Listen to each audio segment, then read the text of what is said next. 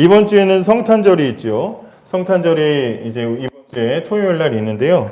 뭐 성탄절이 다가왔다 이거를 아무래도 요즘 이제 코로나 상황이고 이러다 보니까 뭐 가끔 이제 길거리에 어떤 장식이 되어 있거나 이런 거 외에는 별로 이렇게 못 느끼는 것 같아요. 제가 어른이 돼서 그럴 수도 있는데 어릴 때는 성탄절 가까워 오면 막 온 동네가 막 성탄절 캐롤이 막 울려 퍼지기도 하고 뭐 그런 장식들이 되게 있는 것도 되게 많고 또 그때는 카드를 그렇게 줬어요. 성탄절 카드를 이렇게 만들어 가지고나 써서 아니면 파는 거를 이렇게 사가지고 그 안에다가 이렇게 카드 내용을 써서 뭐 메리 크리스마스 뭐 축하합니다. 뭐 선생님부터 뭐 가족들 뭐 친구들한테 카드를 써가지고 그때 이렇게 또 반짝이 풀 같은 거 있어요. 이렇게 막 반짝반짝거리는 풀 아시죠? 아는 분들은 어른이라는 거. 그래서 막 해가지고 반짝이 풀로 막 이게 해서 보내기도 하고 말이죠. 또 어릴 때는 이제 이렇게 새벽송이라 그래가지고 성탄절 전날 이렇게 예수님 오신 것을 이렇게 환영하고 축하하면서 집집마다 교인들 집집마다 밤 12시 넘으면 25일 새벽이죠. 다니면서 고요한 밤 거룩한 밤 기쁘다 구주셨네 부르면 이렇게 막 맞아주시고 또 이렇게 새해 나오신 달력도 이렇게 선물 주고 또 과자 같은 거 이렇게 주심 받아가지고 이 주일학교 선생님들은 새벽 3시, 4시까지 모여가지고 그거 다 분류해서 아이들 선물 만들고 그랬던 기억들이 있습니다. 근데 이제 뭐 코로나도 그렇고 시대가 또 시대이다 보니까 제가 마지막으로 새벽송 돌던 때는 전도사 때였는데 새벽송 돌다가 아파트였는데 옆집에서 막 항의를 하시더라고요. 그래서 이제 하면 안 되겠구나 그랬는데 정말로 점점 우리나라에서 이제 그런 문화가 사라지게 됐습니다.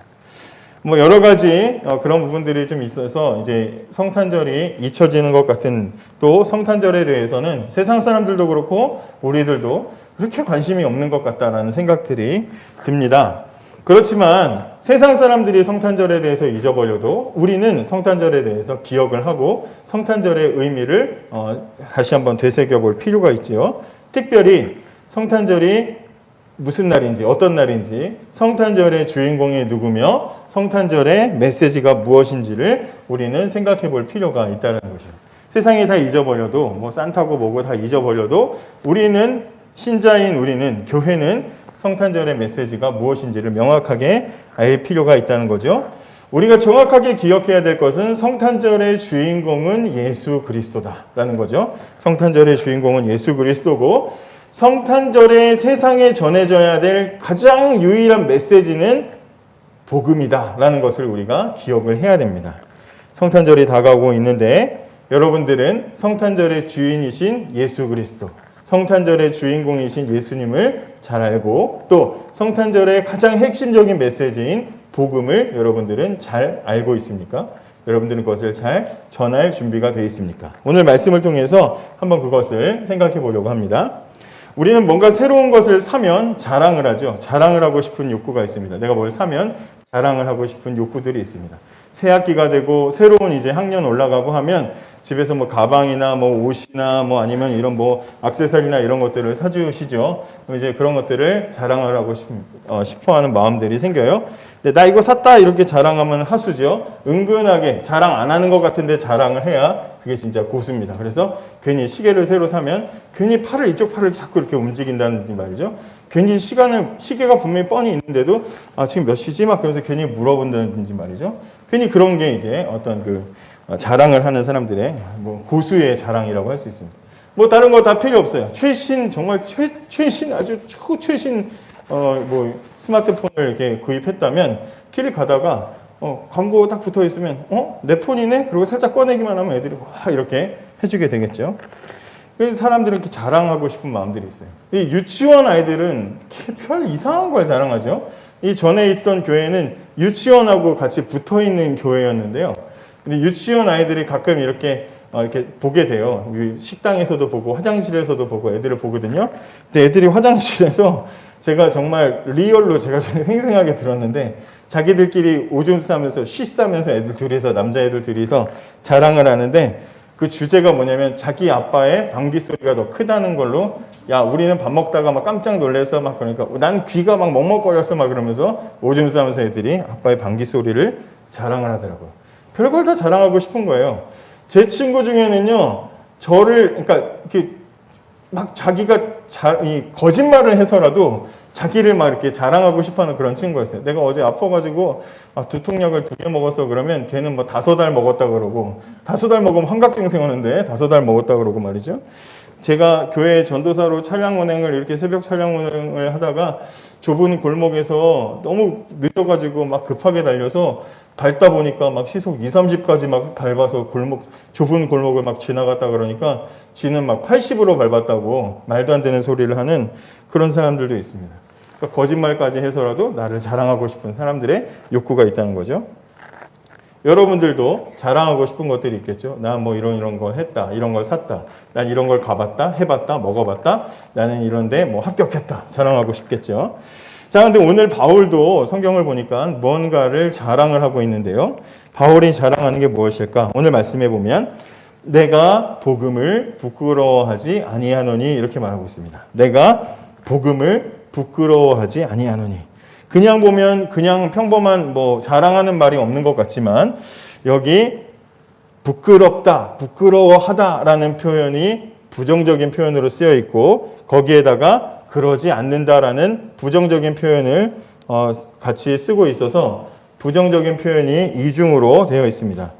부정을 2번 하는 이중 부정은 강한 긍정을 나타내는 말이죠. 부끄럽지 않다. 이 말은 반대로 말하면 너무 자랑스럽다. 이런 표현을 하는 겁니다. 너무 자랑스럽다.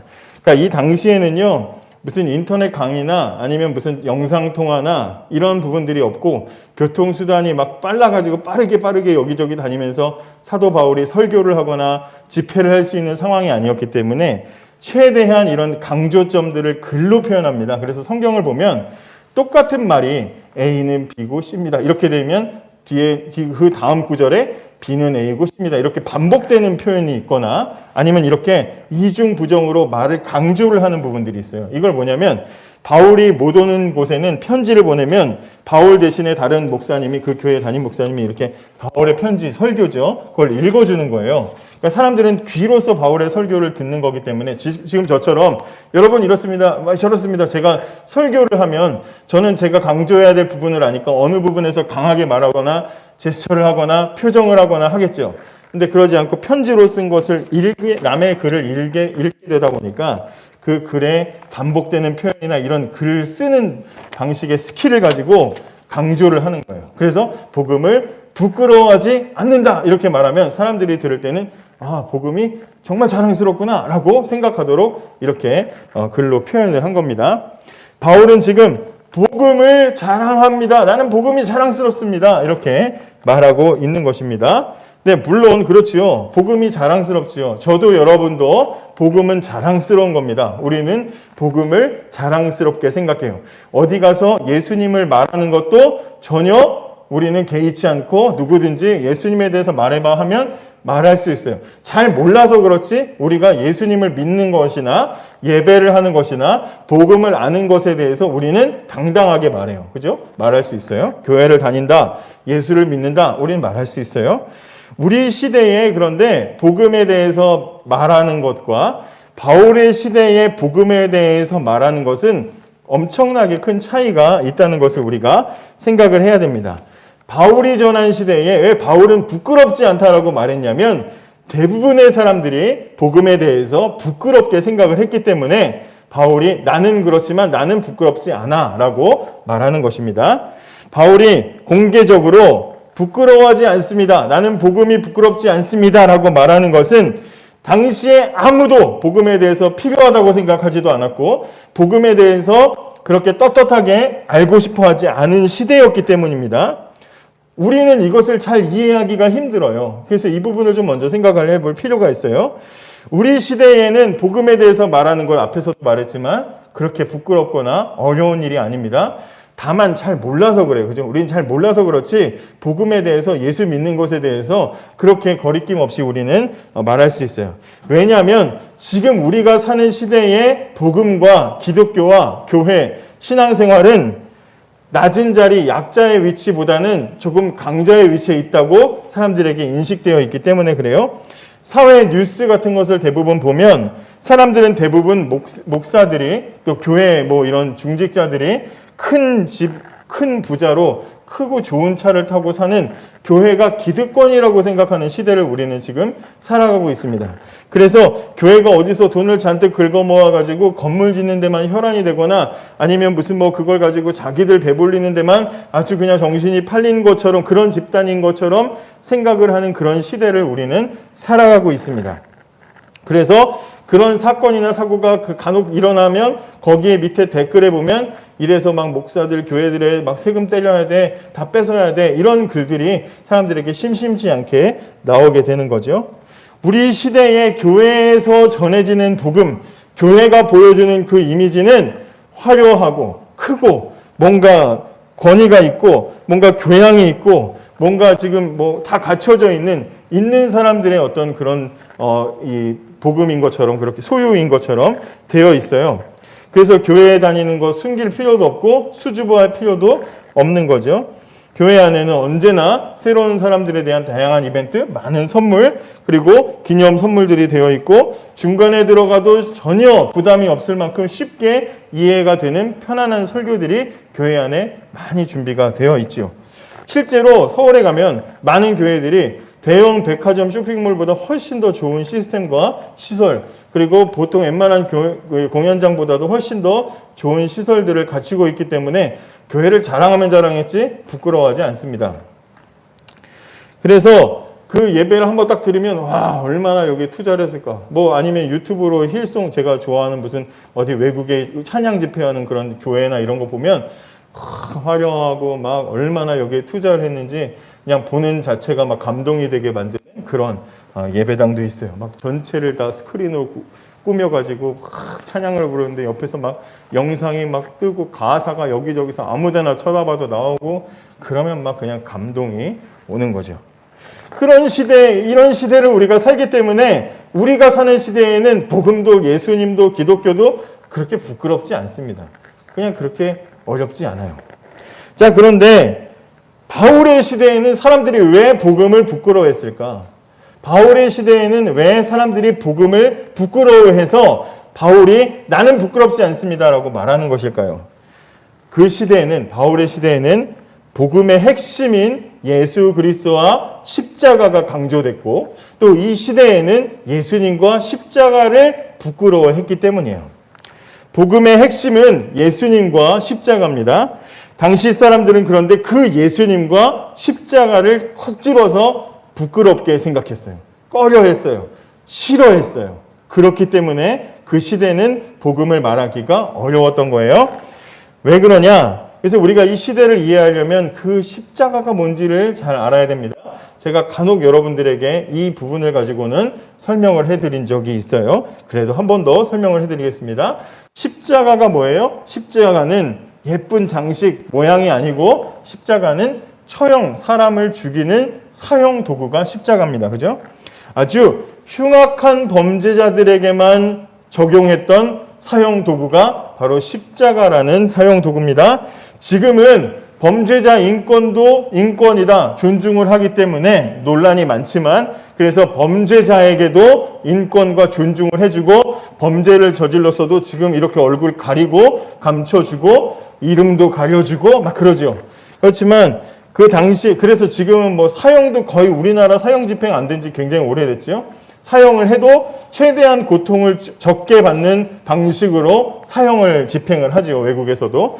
그런 시대를 우리가 살아가고 있습니다. 하지만 예수님 계시던 시대, 바울이 살던 시대에는 사람의 인권, 범죄자의 인권 그렇게 존중받지 못하는 시대였습니다. 생명의 가치, 인간의 존엄성 이런 것들이 지금과는 아주 차이가 나는 그런 시대였어요. 그래서 당시 사람들이 그냥 단면만 봐도 알아요. 이 당시에 사람들이 즐기던 스포츠, 제일 열광하던 스포츠, 우리는 스포츠 즐기고 열광하는 스포츠 하면 무슨 뭐 손흥민 선수가 뛰는 프리미어 리그라든지 아니 뭐 농구 경기라든지 야구라든지 우리 이런 거 가지고 열광하고 좋아하지만 그 당시 사람들이 가장 즐기고 좋아했던 스포츠가 뭐예요? 검투사들이 원형 경기장에서 서로 칼로 싸우고 이 전투 노예들이 싸우다가 서로 한 사람을 죽이는 거, 죽이는 그 피가 튀기는 것을 보고 좋아하고 즐거워하고 또 예수 믿는 사람들이나 죄수들을 붙잡아 놓고 며칠 굶은 맹수들을 풀어가지고 막 뜯어먹고 잡아먹히는 것을 생생하게 운동장에서 막 그렇게 뜯어먹히는 것을 보면서 사람들이 즐기던 것이 당시 스포츠였어요. 그러니까 야만적이고 지금보다 훨씬 더 잔인한 사람들이 살던 시대, 그런 시대에 사람에 대해서 존중하는 마음이 지금과는 비교할 수가 없었다는 거죠. 그래서 아주 잔인하고 지금보다 훨씬 더 야만적인 사람들의 시대였지만, 그런 시대인데도 불구하고 그 당시 사람들, 지금보다 훨씬 더 잔인하고 야만적인 것을 즐기던 그 시대 사람들이 보기에도 십자가 처형은 너무 잔인하고 끔찍해서 로마 시민들에게는, 서로 로마 사람들에게는 아무리 흉악한 범죄자라도 로마 사람에게는 주지 말자. 이 사형을 사용하지 말자. 그래서 로마 사람은 서로에게 사용하지 않을 정도로 끔찍하고 잔인한 사형 방식이 바로 십자가 처형이라는 겁니다.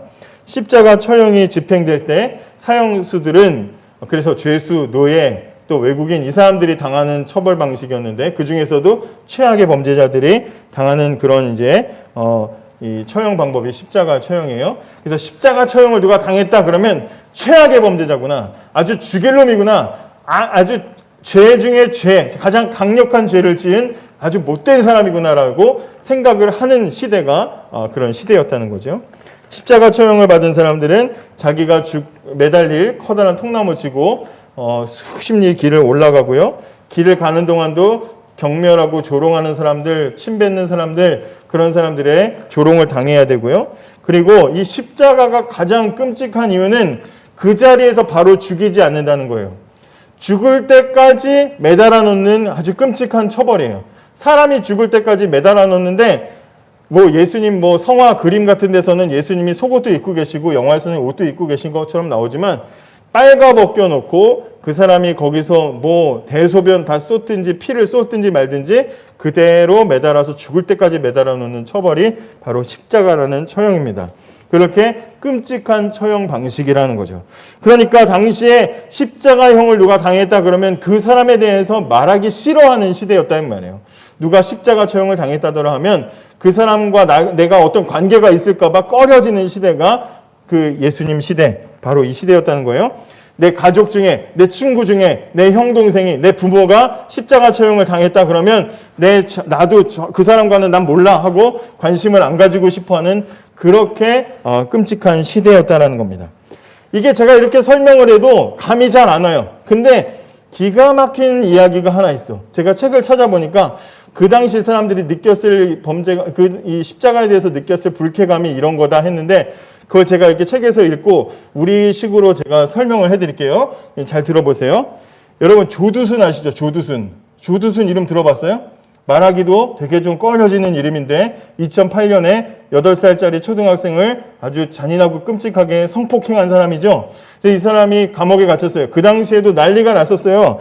모든 사람이 그냥 그 이름 말하는 것도 아주 불쾌할 정도로 끔찍한 사건이 일어났습니다. 아주 화제가 된 사건이에요. 근데 이 사람이 얼마 전에 출소했죠. 자기 형기를 다 채우고 출소를 했습니다. 그 사람이 자기 원래 집으로 돌아가는 동안 내내 경찰들에게 에스코트를 받았죠. 왜? 누가 와가지고 막 가서 해코지 할까봐 막 그렇게 경찰들이 에스코트 했어요.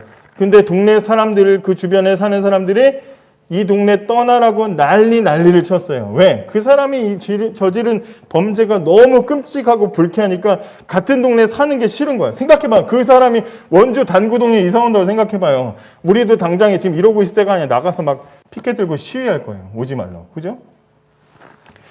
그러다가 얼마 전에 어떤 20대가 그 집 진짜 찾아가가지고 그 사람 망치로 머리 때려버렸잖아요. 그죠? 그래서 그 사람 병원에 실려갔었잖아요. 그죠? 그런 일이 실제로 일어났어요. 그런데 제가 그 사건 댓글을 봤거든요. 그 20대는 영웅이다. 막 사람들이 그러고 있어요. 아이고, 아팠겠다, 불쌍하다. 이런 말 하나도 없어요. 그만큼 모든 국민이 다 싫어하고 끔찍하게 여기는 사람. 그죠? 왜 그래요? 그 사람이 저지른 범죄가 너무 끔찍했기 때문이죠. 말하기도 싫은 거예요. 엮이기 싫은 거죠. 근데 같은 동네에 사는 것, 같은 건물 사는 것도 그렇게 싫은데 내 가족 중에 조두순이 있다고 생각해봐요. 내 부모나 형제 중에 있다고 생각해봐요. 그 사람이 있다고 생각해봐요. 그 사실을 누가 알까봐 얼마나 노심초사하고 두려운 마음으로 살겠어요. 그죠? 나와 연관이, 나와 동창이다, 친구였다, 이런 사실이 알려질까 봐 얼마나 감추겠어요. 나와의 연관성을 감추려고 얼마나 노력하겠어요. 얼마나 불안하겠어요. 내가 그 사람의 자식인 걸 알게 될까 봐 얼마나 두려운 마음으로 살겠어요. 그죠? 그 마음. 십자가에 대해서 당시의 사람들이 생각하는 불쾌함이 이런 거다 이 말이에요. 십자가에 대해서 당시의 사람들이 가지고 있는 불안함과 불편함이 이런 불편함과 불안함이다 이 말이에요. 이것보다 훨씬 더 강력한 불쾌함이 당시에 십자가에서 죽은 누군가에 대해서 말하는 것이 주는 불쾌함이에요. 여러분, 이런 상황 속에서 여러분 이렇게 십자가에 대해서 꺼려지고 십자가에 죽은 누군가에 대해서 말하는 것을 불쾌하게 여기는 시대에 여러분, 나는 십자가에서 처형당한 그 예수를 잘 압니다. 여러분, 나는 십자가에서 죽은 그 예수와 친구입니다. 여러분, 나는 그 십자가에서 죽은 예수의 제자입니다. 나는 십자가에서 죽은 그 예수를 여러분들도 알기 원합니다라고 말하는 것이 쉽겠습니까? 어렵다 이 말이에요. 불가능한 일이다 이 말이에요. 감히 입을 떼기도 불편한 그런 시대였다 이 말이에요. 그러니까 바울이 이렇게 어렵게 말하는 거예요. 같은 시대를 살면서 정말 말하기 싫은 그런 상황이었어요. 십자가에서 예수님이 하필이면 죽으셔가지고 그 예수님에 대해서 너무나 나와의 연관을 말하기 싫은 부끄러워하는 그런 시대. 대부분의 사람들이 십자가에 대해서 말하기 싫어하고 십자가에서 죽은 신성 모독자 예수를 말하기 싫어하는 그런 시대에 바울과 믿음의 사람들은 용감하게 세상에 대해서 십자가와 예수 그리스도를 자랑하는 거예요. 세상 사람들이 다 예수님을 싫어하고 부끄러워하고 있을 때 그 사람들은 예수님을 자랑했고 많은 반대를 무릅쓰면서도 목숨을 걸고 그 복음을 전했다 이 말이에요. 지금처럼 교회는 세련되고 교회는 기득권이고 교회는 뭔가 품위가 있고 교회는 뭔가 많은 것을 가지고 있는 시대에 복음을 전하는 것과 이 시대에 복음을 전하는 것은 전혀 다른 수준의 이야기다 이 말입니다. 여러분은 복음이 자랑스럽습니까? 여러분은 복음을 자랑하고 있습니까? 왜 자랑을 못하죠? 복음의 가치를 모르고 복음의 내용을 모르기 때문이죠. 그럼 바울은 왜 복음을 자랑했습니까? 복음의 가치를 알았기 때문에 그 가치가 사람들이 복음에 대해서 꺼려하고 싫어하는 것보다 훨씬 더 크고 귀중하고 급한 것을 알기 때문에 복음을 자랑하고 전했던 것이죠. 복음 속에 구원의 유일한 길이 있기 때문에 그것을 자랑한 겁니다. 그래서 오늘 성경에 보면 바울이 뭐라 그래요? 내가 복음이 자랑스럽다. 내가 복음을 부끄러워하지 아니하노니 이 복음은 모든 믿는 자에게 구원을 주시는 하나님의 능력이기 때문이다. 우리는 구원을 받을 수 없는데 이 복음 안에 모든 믿는 자에게 구원을 주시는 하나님의 능력이 있는데 그 능력이 첫째는 유대인 또한 헬라인, 유대인과 모든 나머지, 헬라인은 모든 사람을 다 얘기하는 거예요. 유대인과 헬라인 상관없이 모든 사람의 구원받을 유일한 길이 복음에 있기 때문에 나는 이 복음을 자랑합니다. 로마서 초반에 이렇게 써놓고 그 다음에 이 18절 뒤로부터는 이 이방인들, 외국인들이 하나님 앞에 죄 때문에 멸망할 수밖에 없다는 이야기. 그리고 2장에는 유대인들도 똑같이 죄인이라는 이야기. 그리고 3장에 가면 쭉 이야기하다가 3장에서는 모든 사람들이 다 죄인이기 때문에 하나님의 복음이 필요하다. 이걸 가지고 우리의 구원의 유일한 길을 소개하면서 4장, 5장, 6장, 7장, 8장 쭉 하면서 이제 복음에 대해서 복음이 얼마나 안전하고 완전한지를 소개하는 책이 바로 이 로마서라는 책이죠. 복음이 가치가 있기 때문에 자랑한 겁니다. 복음의 귀중함을 알았기 때문에 자랑을 한 거예요. 복음의 시급한 것을 알았기 때문에 유일함을 알았기 때문에 바울은 복음을 자랑했습니다. 여러분 그렇지요? 남들이 다 있는 거, 흔한 거, 별거 아닌 거 누가 자랑합니까? 우리 집에 쌀 있다, 우리 집에 김치 있다, 누가 자랑해요 그걸? 그죠? 근데 우리 집에 코로나를 치료할 약 있다, 그럼 자랑하겠죠. 우리 집에 코로나를 치료할 약이 있는데 그 약의 분량이 온 세상 사람들 다 살릴 만한 것이다. 그럼 어떻게 하겠어요? 자랑하고 적극적으로 알리겠죠. 복음은 그만큼의 가치가 있다는 것을 바울이 알았던 겁니다. 그렇기 때문에 남들이 자신을 부끄러워하든지 비난하든지 자신에 대해서 어떻게 생각하든지 불쾌하게 여기든지 말든지 나는 복음을 자랑합니다 라고 당당하게 말하는 것이죠. 여러분 2021년도 이제 다 끝나가는데요. 여러분들 한번 한 해를 돌아보십시오. 저도 이 말씀 준비하면서 다시 한번 돌아봤는데 올 한 해 나는 얼마나 복음에 대해서 생각을 했는가 한번 돌아봤습니다. 나는 얼마나 예수님에 대해서 묵상했고 나는 얼마나 예수님의 십자가가 나에게 얼마나 유익했는지에 대해서 생각해 봤는가. 뭐 맨날 딴 거 하고 막 코로나 때문에 이런저런 핑계 대면서 게으르게 보내지 않았는가 제 자신을 돌아보게 됐습니다. 여러분들은 어떻습니까? 여러분들에게는 복음이 얼마나 올 한 해 자랑스러웠습니까? 여러분들은 얼마나 복음을 이야기하고 자랑했습니까? 코로나가 터진 이후에 솔직히 몇몇의 교회나 몇몇의 좀 이제 생각이 없는 뭐 신자들이 보여준 그런 행동들 때문에 교회가 싸잡아서 욕을 먹기도 하고 교회 다니는 것들 이러면서 세상에 미움을 받기도 했습니다. 그래서 어떤 젊은 기독교 단체는 교회 다니는 것이 부끄럽습니다 하면서 막 성명을 하기도 하고 기자회견을 하기도 하더라고요. 그리고 또 어제 본 신문 기사에서도 보니까 코로나가 이렇게 다시 퍼지고 있는데 교회는 이 와중에 또 예배 드려야 됩니까 하면서 또 공격적으로 기사를 쓰기 시작했습니다. 여러분 이렇게 교회에 대해서 공격이 오고 비난이 오는 시대에도 복음을 자랑할 수 있습니까? 바울의 시대와는 비교할 수 없지만 그래도 지금 교회에 대해서 부정적인 사람들이 있고 지금 이 상황에서도 전도해야 되겠냐 이런 상황에서도 예배 드려야 되겠냐 하는 시대에 여러분들은 여러분 주변 사람들에게 그래도 예배해야 됩니다. 그래도 전도해야 됩니다라고 당당하게 말할 수 있습니다. 당당하게 말할 수 있어야 된다 이 말이에요. 말할 수 있어야 돼요. 왜? 세상에 아무리 그렇게 생각을 해도 이 세상 사람들을 구원할 유일한 길은 복음에 있기 때문에 우리는 세상 사람들이 교회를 비난해도 우리는 복음을 전해야 된다 이 말이에요. 그런 담대한 마음을 가지고 유일한 구원의 길인 이 복음을 우리가 알고 있으니까 이 유일한 복음의 길, 이 구원의 길인 복음을 항상 전하고 유일한 소망의 길 되시는 예수 그리스도를 당당하게 사람들에게 소개할 수 있는 저와 여러분들이 되기를 원합니다. 크리스마스가 이제 다가오는데 우리가 가장 기뻐하고 환영해야 될 분은 산타클로스가 아니라 루돌프 사슴이 아니라 각종 연예인이 아니라 예수 그리스도라는 것을 세상 사람들에게 여러분들의 가족에게 이웃들에게 당당하게 소개할 수 있는 그런 여러분들을 되시기를 바랍니다. 기도하겠습니다.